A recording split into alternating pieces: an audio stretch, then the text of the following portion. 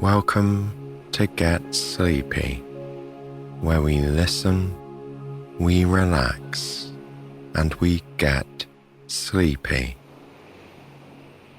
I'm your host, Thomas. Thanks so much for joining us. Tonight, we'll be visiting Freya the witch in her cottage. It's a lovely place to spend a summer. Thank you to Shauna-Marie for writing this one, and to Elizabeth, who'll be reading it for us. Before we get to tonight's story, I just wanted to mention that we have a very special bonus episode coming up on Friday this week, where we're trying something a little different. It will be a jointly narrated story between myself and Heather, as we play the parts of two new friends, one in the UK and one in America, who exchange emails to stay in touch and get to know each other a little more. It's a really sweet and unique episode, so I'd love for you to join us for it, and see if it's your cup of tea, as we say here in the UK. So again, that's coming out this Friday, and it will be available to all listeners. For now though, let's prepare for our story by taking some time to unwind. However your day has been, it's time now to let it go. Take a slow, deep breath in, then take a moment to hold the breath in your body before letting it flow out. Take a few more calming breaths and see how your body responds to intentional relaxation. If it helps, you can imagine that the events of your day are leaving with every out-breath. Otherwise, just enjoy this quiet moment for yourself.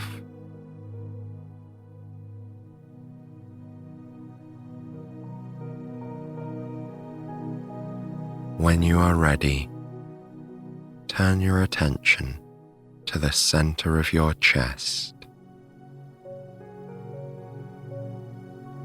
Imagine that there is a beautiful flower resting there. With each breath you take, every moment you spend relaxing, the flower is blooming more and more. And as it blooms, you feel a warm, tingly sensation of well-being flow through your body. Follow this sensation, allowing it to spread from your chest to the rest of your body.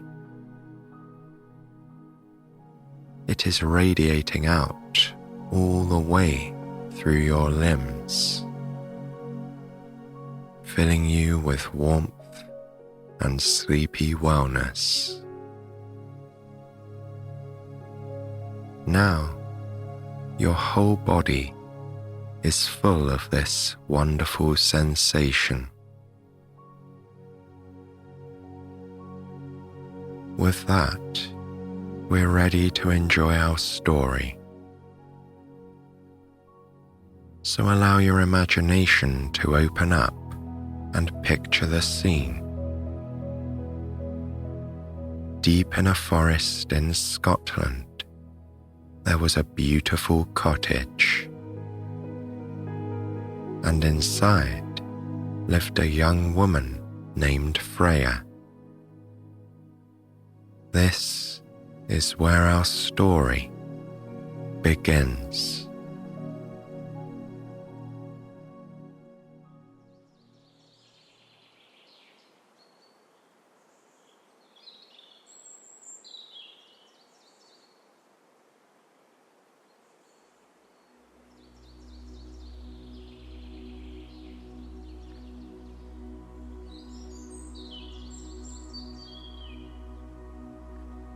there was a fat, yellow cat wrapped around Freya's ankle, and the other witches were taking flight in the colourful Scottish skies. Freya's cottage was warm now. Nonetheless, a black kettle whistled on the stove. Freya took a swig of the smallest bit of tea remaining in her cup and watched the sun's graceful descent. Her eyes lingered on the blazing yellow sherbet in the sky. It had, in its gentle way, painted the walls and floor of her cottage, something between pink, orange, and yellow. It was summer. Since she had finished her witching and wizardry course, she was free to rest until autumn came again. But not yet. Not now.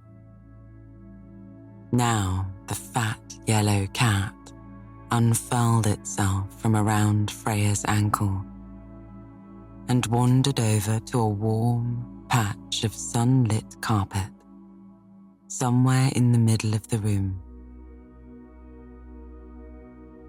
Freya was craving a fry-up. She had woken up late that afternoon, but she had always believed that almost any occasion was a good occasion for breakfast. The kettle had stopped whistling.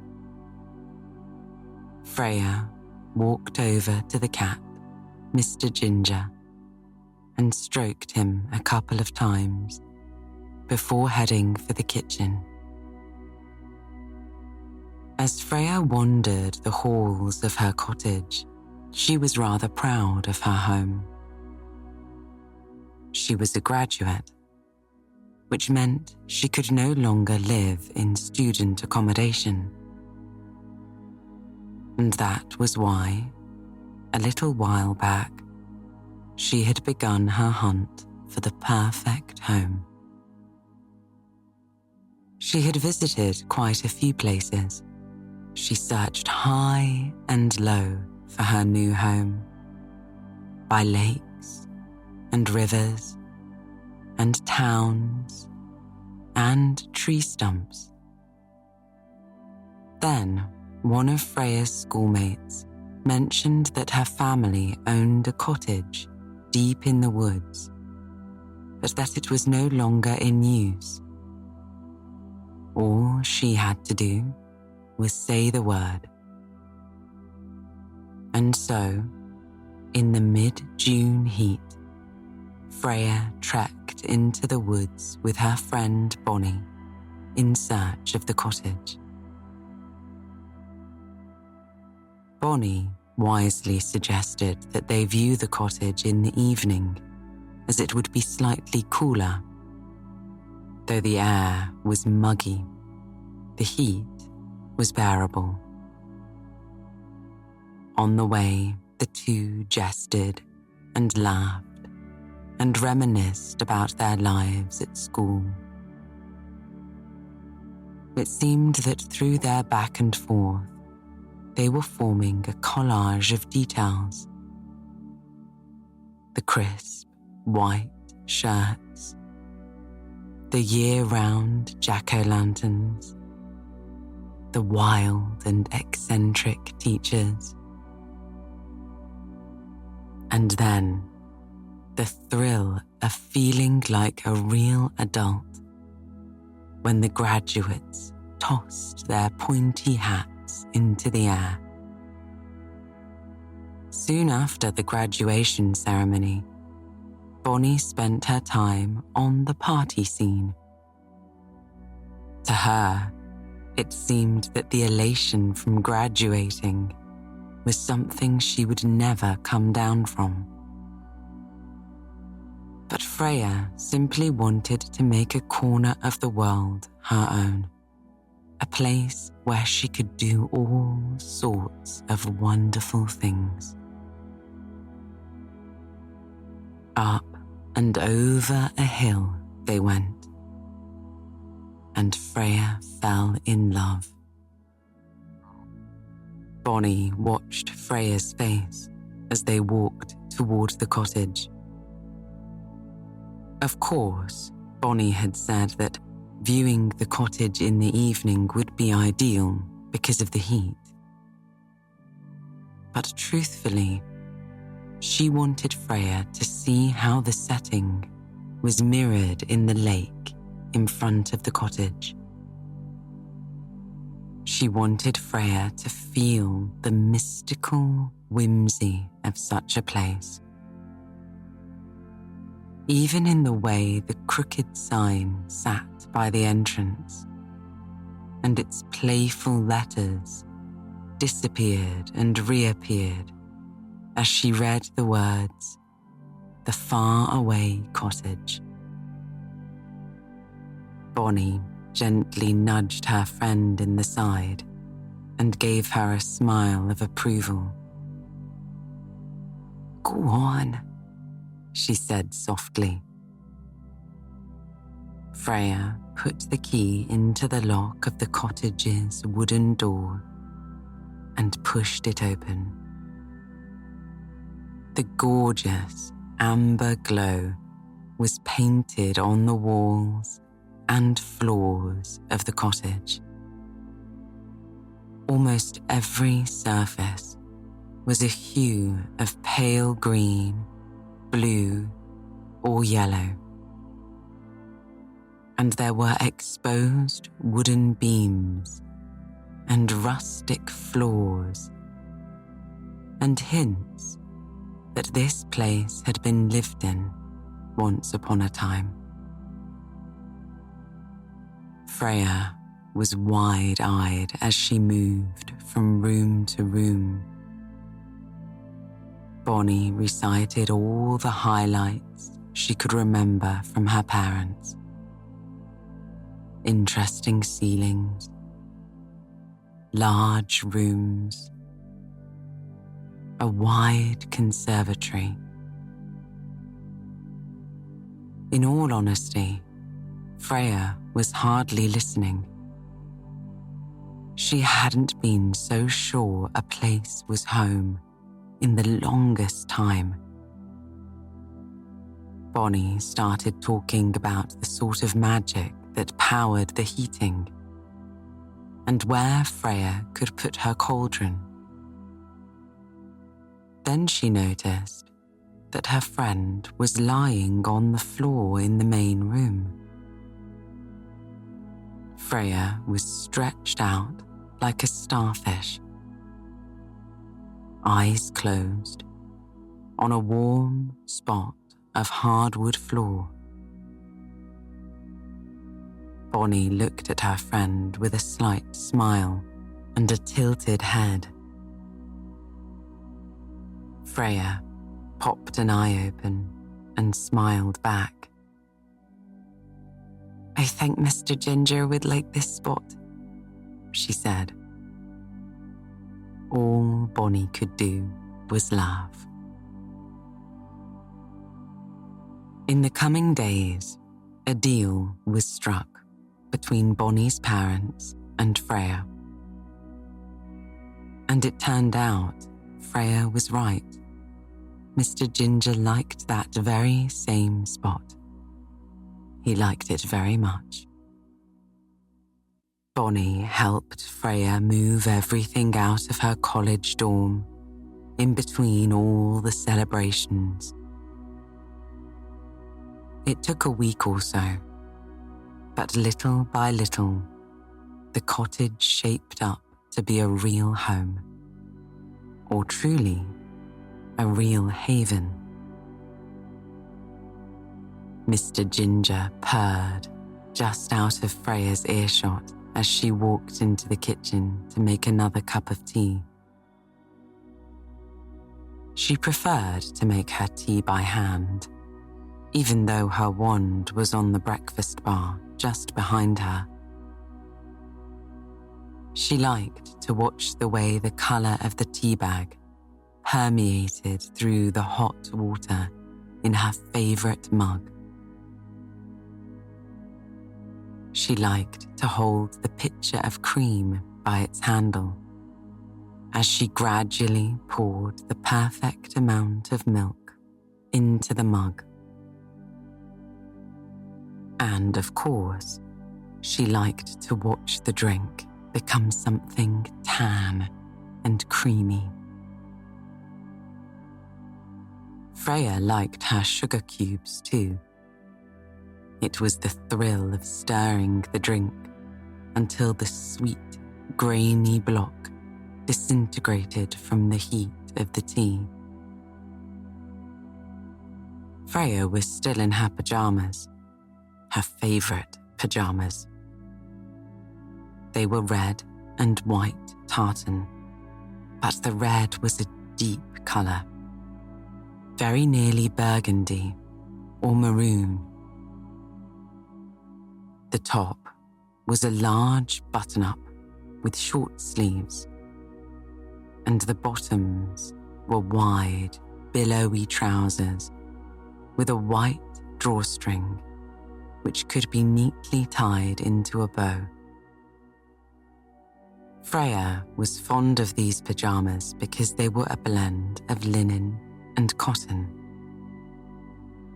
As she moved around the kitchen, the soft fabric brushed across her skin.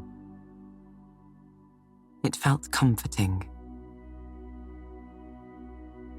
As Freya sat at the breakfast bar, sipping her tea, she glanced down the hallway.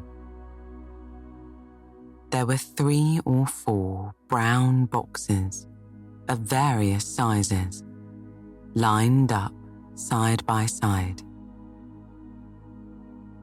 These were the last few boxes that Freya had not yet unpacked. Almost everything from storage and her college dorm room had found its place. With the aid of magic, her work was made easy. However, as with making her tea, there were a few things she unpacked and arranged by hand. All of her toiletries, her collection of mugs, and all of Mr. Ginger's belongings. While she was in college, her dorm mates found it most peculiar that Freya chose to do anything by hand, when magic was the blood that coursed through them all. Freya said that there was magic in doing things by hand too. To do things by hand was to do things with the utmost care. And love, too, she thought. Freya's tea was almost finished. She continued staring at the boxes as she cast her mind back to college. Then there was the soft jingle of a bell and something furry and warm rubbing against her leg. Mr. Ginger flicked his tail up as Freya rubbed under his chin. She suspected he was smiling, but she was never entirely sure.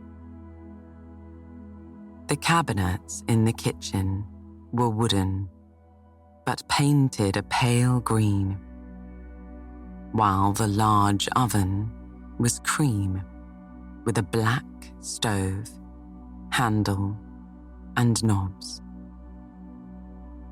And in the middle of the kitchen was an island for pots and pans. Freya unhooked a cast iron pan from the island and placed it on the stove.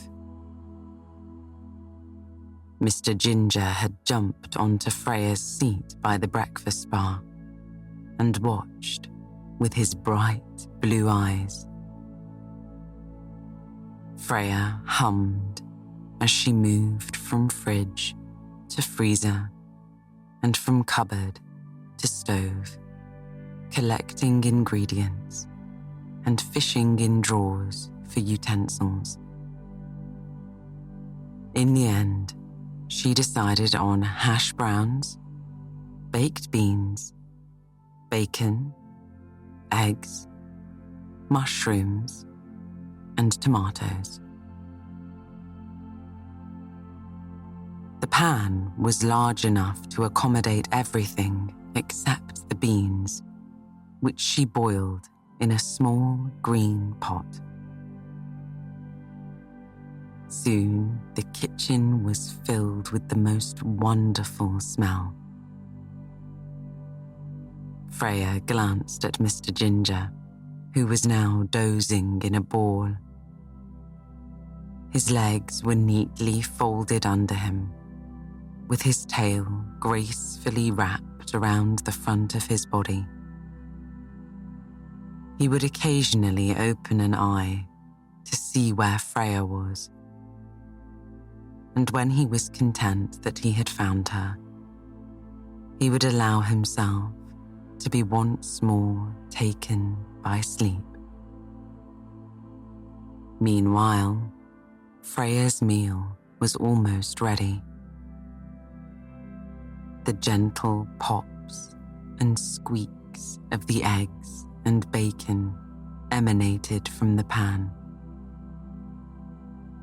The hash browns were wonderfully golden, and the fringes of the eggs were lightly crispy, just like the bacon. Soon, the thickly sliced tomatoes charred slightly, just the way Freya liked them. A grumble escaped from the gap in the pot lid. The beans, once pale brown, were now a rich red. Of course, Freya had sprinkled the baked beans with a few seasonings and maybe a dash or two of potions, and then added blended tomatoes to give the beans a well-rounded flavor. She flipped the food in the pan with her trusted spatula and set about tidying the kitchen.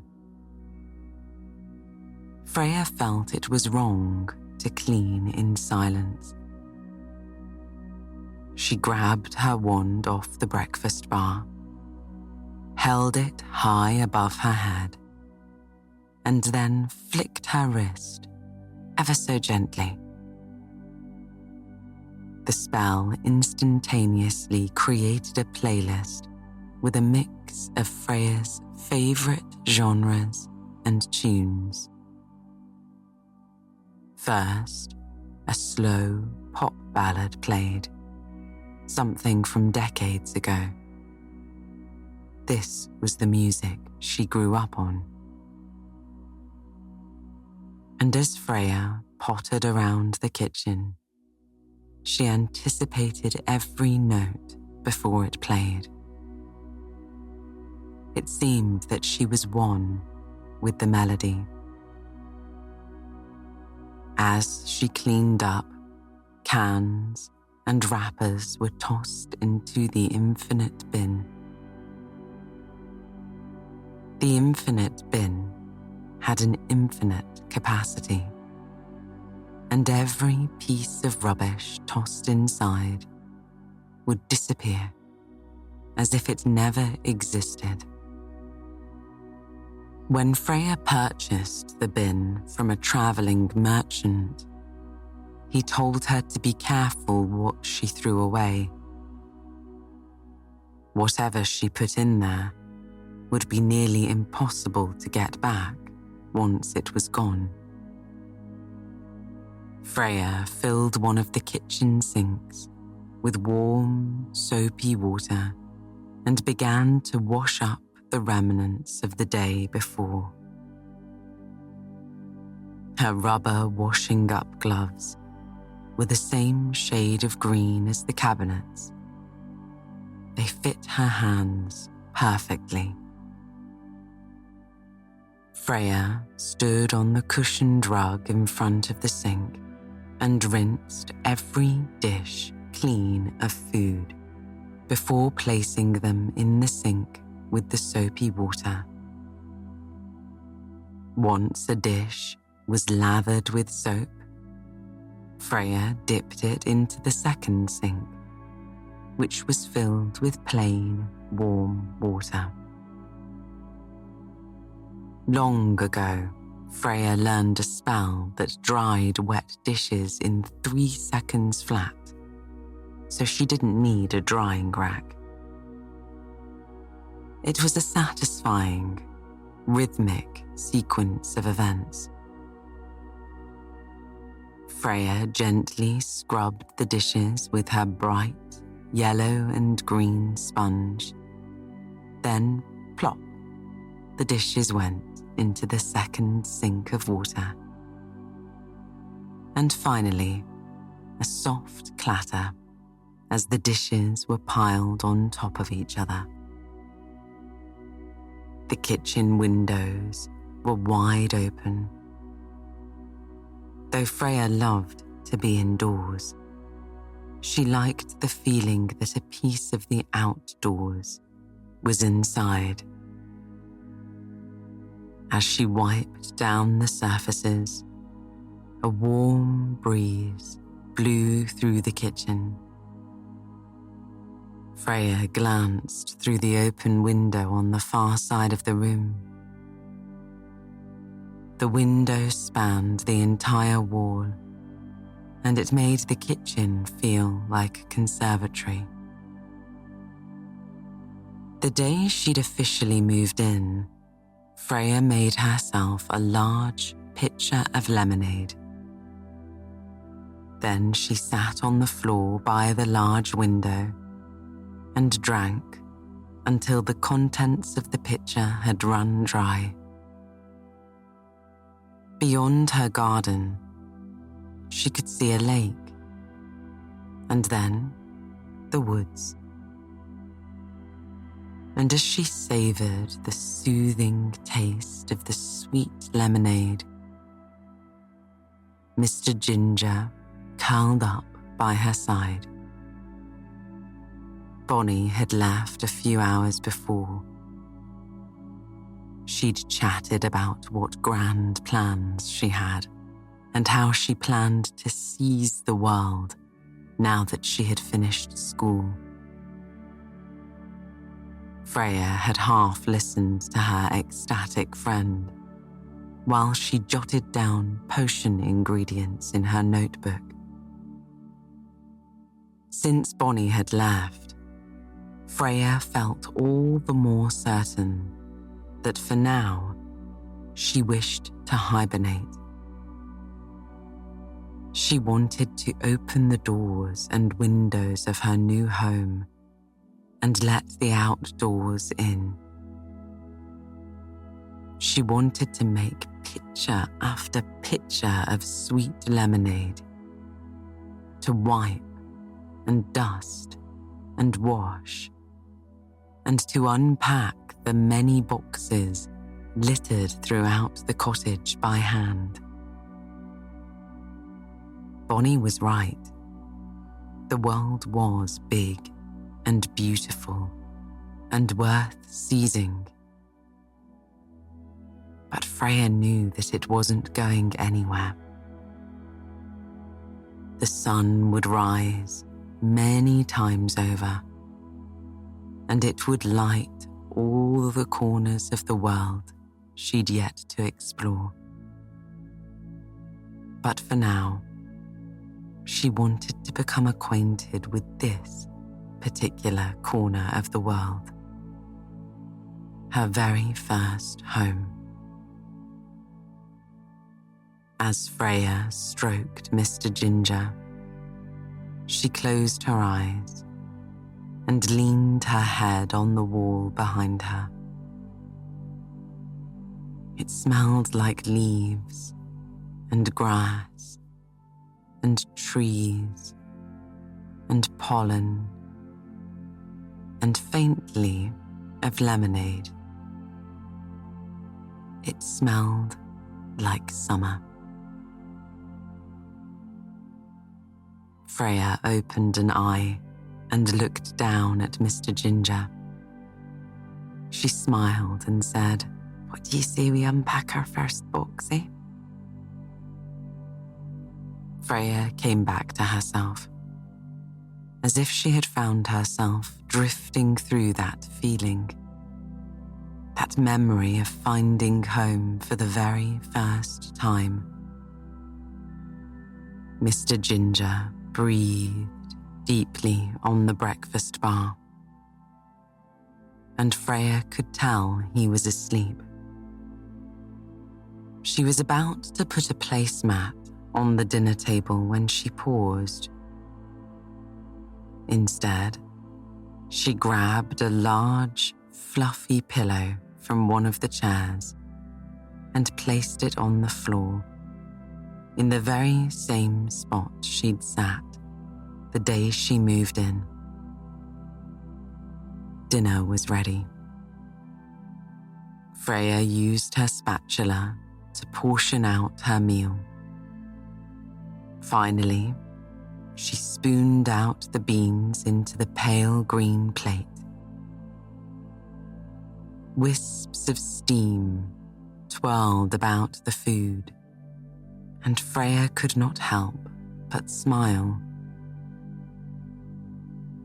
The meal was perfect.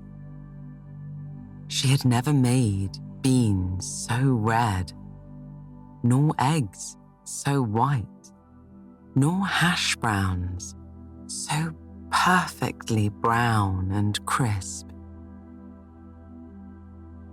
And for a long moment, she looked at her food in hopes of committing it to memory. Mr. Ginger was awake. Sleepy and dazed, he watched Freya move across the kitchen until she comfortably settled on the pillow by the large open window. Then he hopped off the breakfast bar and snuggled up next to her. The sky was almost red now. The sun sank further down, and there were wisps of clouds, all painted some shade of orange. Like a mirror, the lake mimicked its colors, making the sky seem that much grander. Freya relished in her meal, forkful after forkful, until the last bite. And then, the only thing left to do was pat her belly and listen to Mr. Ginger's soft purr. Freya wasn't like other witches. She didn't care much for broom rides or curses, and she hardly ever wore her pointy hat. But she liked to conduct experiments with the magical ingredients under her roof. Of course, she had a number of Bunsen burners, beakers, pipettes, and things of the like. One of the rooms in the cottage had been converted into a laboratory. Freya liked to invent things. she invented a collection of spells called Smells for Eternity. Once cast, it could make a pleasant smell linger for all time. Freya cast the spell on her cottage, so it would eternally smell like freshly baked cookies. In that laboratory hideaway, she'd invented a spell that stopped shoes from wearing out. A spell to keep bed linens crease-free. A spell to make rocking chairs rock eternally. And on and on.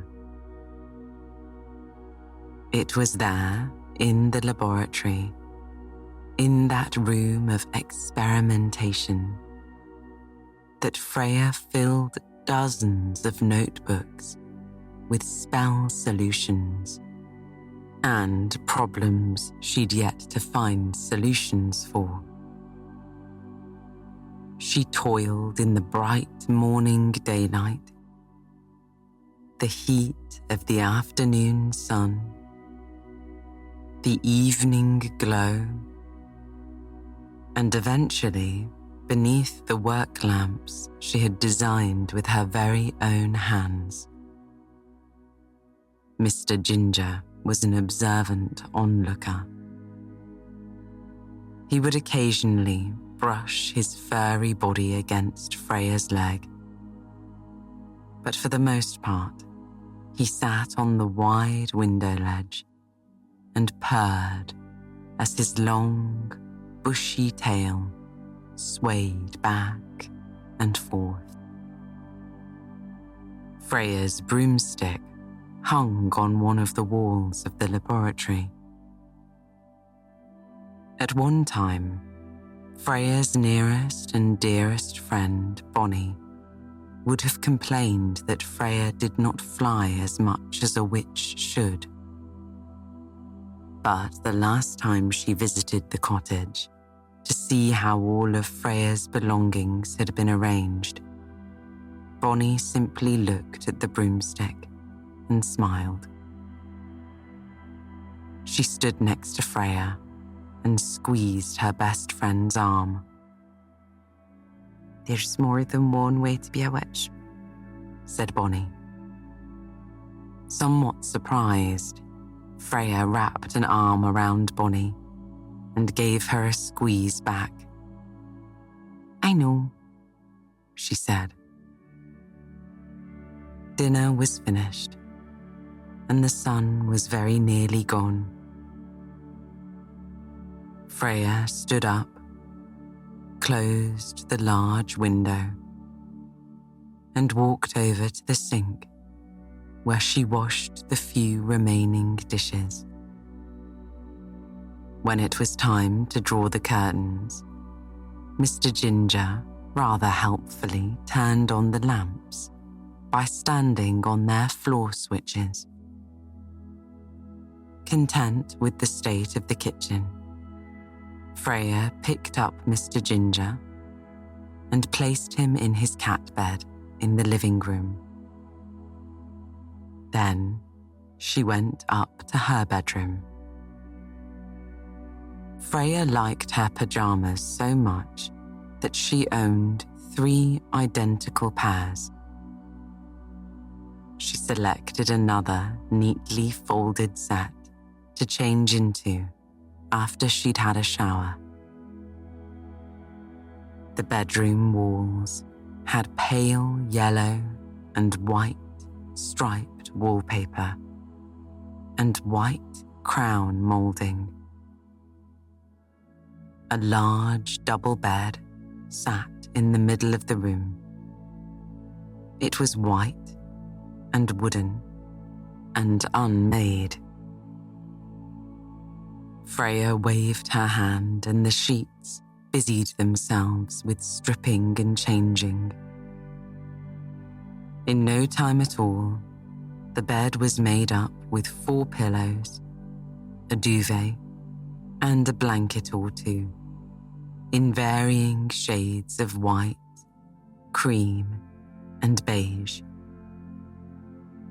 The room was an ensuite, with a door on the right side of the bed that led to the bathroom. To Freya, a bathroom was more than a place to get clean. It was a place to take care of one's body and rejuvenate the soul. Freya was rather particular about the way she cared for her body. Firstly, she gathered her hair at its ends and spun her finger until the hair naturally twisted together. Then she clipped it up at the back. On the shelf above the sink was Freya's teeth cleaning kit. A toothbrush, toothpaste, mouthwash, and floss. Beside them was an enchanted sand timer. All you had to do was whisper into it how long you wanted to be timed for, and the sands in the timer would adjust accordingly. As soon as Freya began, the lights in the bathroom switched on, and sound effects began to play. Freya wasn't a fan of crashing waves or falling rain. She wanted to hear a thunderstorm quietly exploding across the night sky. And explode it did, loud enough to be audible and quiet enough to be relaxing. In an act of mindfulness, Freya liked to count as she brushed her teeth. She never tried to reach a particular number. She simply wanted to be present for every stroke of her toothbrush. When Freya was done with her teeth, she washed her face. This was her favorite part. She liked how the soap worked into a foamy lather, and how it was eventually all washed away down the drain. The shower turned on automatically, and soon after, the windows and mirrors fogged with steam. Freya hopped in. The sound of the water mingled with that of the thunder, and her bathroom sounded like a real storm. The water of the shower was comfortably warm, and just like before, Freya soon watched every sud of soap disappear down the drain, while she felt the pitter-patter of the shower on her back. Soon, the shower's water grew weaker and weaker until it stopped completely. It was time to get out. Freya liked to put her clothes on the towel rack, so they were warm by the time she got out of the shower. She slipped into her fresh, warm, crease-free pajamas and wandered back to her room in search of some socks. Now that the sun had gone down, it was rather cool. Freya thought it was a safe bet to choose her beige knitted socks. They were enchanted to keep feet warm, but they often had a mind of their own and were almost never where she had left them. This time, one was in the very top drawer, and one was in the very bottom. Freya slipped her socks on and decided that now more than ever was a good time for tea. Something relaxing, she thought as she headed in the direction of the kitchen.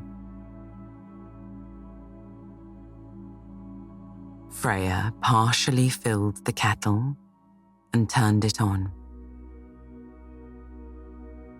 She walked around her breakfast bar a few times before the remaining packing boxes in the hallway caught her attention. Freya believed that if you waited for a kettle to boil, you might as well wait forever. So she figured there was no harm in having a peek in the boxes. Flipping the tops of the boxes open, she was pleasantly surprised to find her old experiments and potions. These were the first results of her knack for invention, which she didn't have the heart to give away. In young, sprawling writing were vials labelled "A spell to make it summer again" and "A spell to keep the sunset in the sky." Freya chuckled softly. Her younger self must have been rather ambitious, as both vials were empty. She did, however, find some basic spells that were successful. A spell to make hair grow back, a spell for tummy aches, and a spell for tea that's too hot or cold. One by one, Freya fished out the contents of her boxes and brought them into her laboratory. Bit by bit, everything found its place. Her old inventions were placed in vial racks and glass cabinets, and the last of the last was unpacked. Freya crushed the boxes with her wand and threw them away in the infinite bin. By then, the kettle had finished boiling. Freya practiced her evening ritual of selecting which herbal tea to drink. Tonight, she chose peppermint. She pushed the tea bag into the mug and doused it with hot water.